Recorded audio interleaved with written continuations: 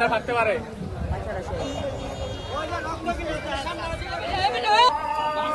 ছবিটা নিয়ে ভালো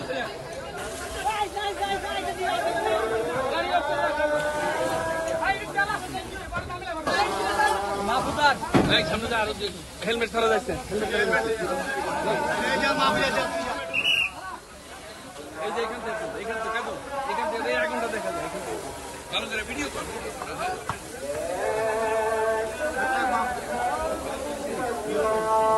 ভাই টঙ্গিবাড়ি রাধুনিবাড়ি এলাকায় একটি সড়ক দুর্ঘটনা ঘটেছে। এখানে একজন বাচ্চা নিহত হয়েছে। তাৎক্ষণিক স্থানীয় লোকজন এই গাড়িতে আগুন ধরিয়ে দেয়। টঙ্গিবাড়ি ফায়ার স্টেশনের দুটি ইউনিট দ্রুত ঘটনাস্থলে এসে আগুন নির্বাপন করে এবং বাচ্চাটিকে হাসপাতালে পাঠানো হয়। আপাতত কোনো সমস্যা নাই, রাস্তার কোনো যানজট নেই।